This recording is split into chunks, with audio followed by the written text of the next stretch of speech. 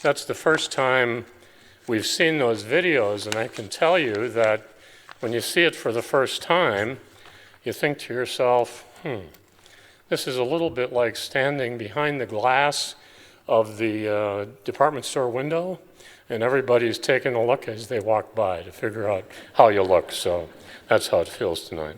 This is really an honor. I'm just thrilled to be here to get this. Thank you all for the recognition. A lot of people to thank. Tom Wilshus is a good friend of a lot of us, and he did the nomination and the video, and he's not able to be here tonight, but I'm sure he's here in spirit. Tom should be another one to receive this award because he's so giving to the community. It's great that we have a community like this that gives back so much and is involved so much in making things better for the Fox Cities. Thank you, Becky, for the award and for the continuing to keep this award program going. 150 years is a great accomplishment, and it's really touching to be a recipient tonight. And thank you all. This is the coldest week of the year. And for you to, none of you went to the Iowa caucus last night, but you're all here tonight. So that's a tribute to how you feel about all of this. I've been really fortunate in my career and in the things that I've done. And the first reason I'm fortunate is because I found this wonderful woman, my wife, Debbie. Stand up, Debbie, would you?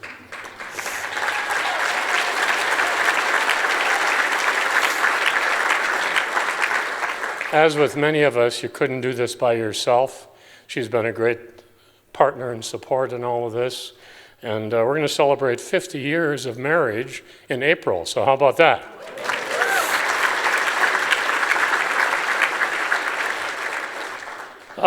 Secondly, I'm so fortunate because I've worked with such great organizations, both in my job and in my contributory work, and worked for some great people, not the least of which are Tom and Oscar Bolt.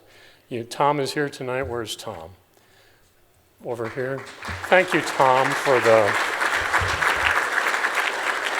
the opportunities. When you work with someone like some people like the Bolts, you really realize how special this area is and how lucky you are.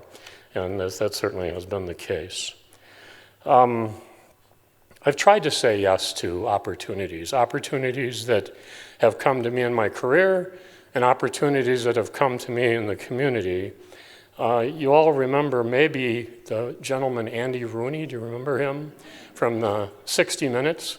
He would show up, and he's a great writer of TV and radio, and he'd give all these important little quips, and one of the things he always said was, opportunities are never lost.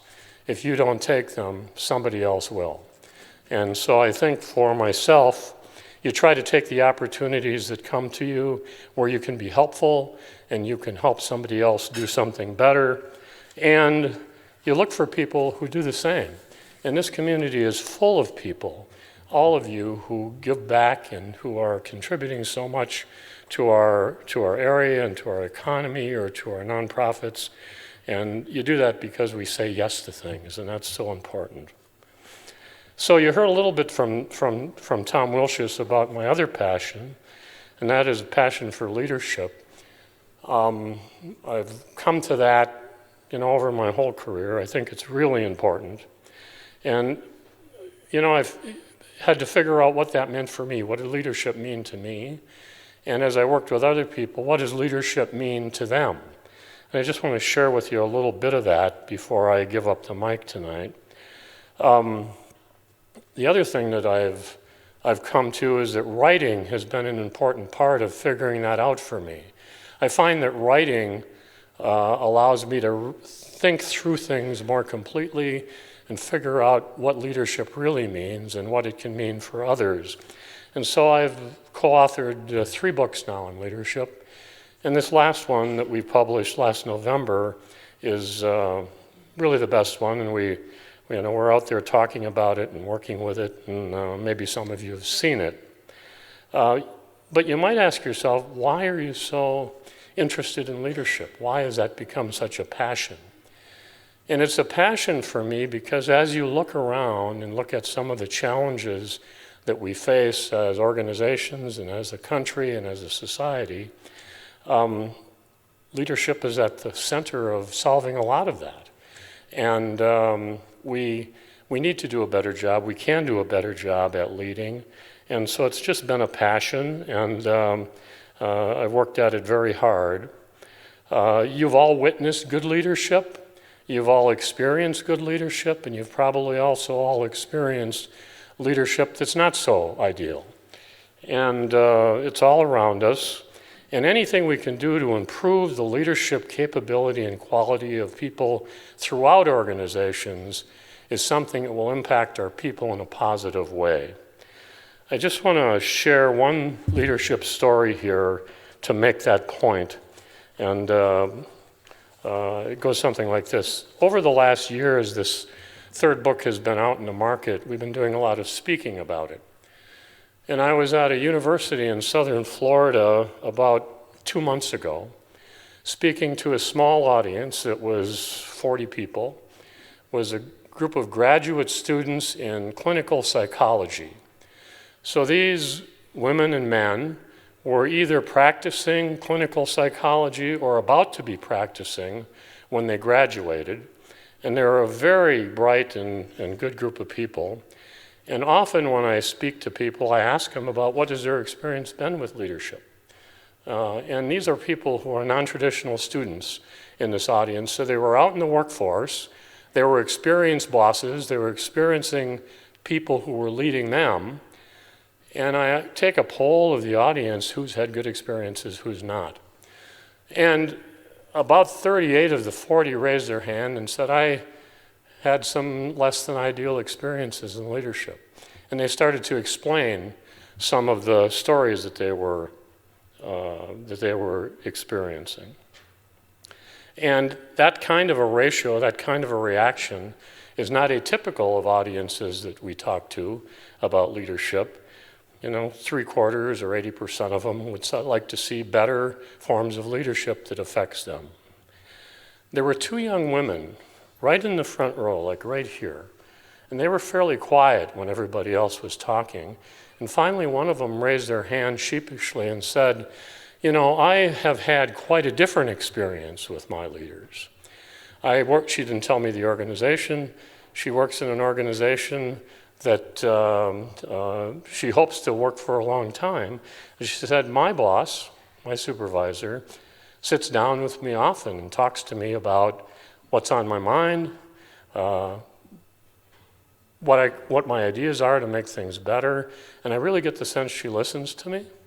That was number one. Number two, when I run into trouble in doing my job, my boss sits there and talks to me and coaches me about how to get through it myself. She doesn't take over and do the job for me. She helps coach the job and helps coach me to do it better, and I get better because of that. And she said the third thing, and the really important thing, is some of those conversations are about me and my career and what I want to make of my life around this company.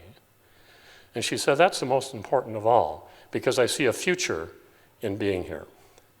So those 3 things, ring true. They may ring true for you, but they're 3 easy things to do to help engage. We talk about the trends that we're seeing with people in the Great Resignation and quiet quitting. And leaders have a big impact on how people show up to work.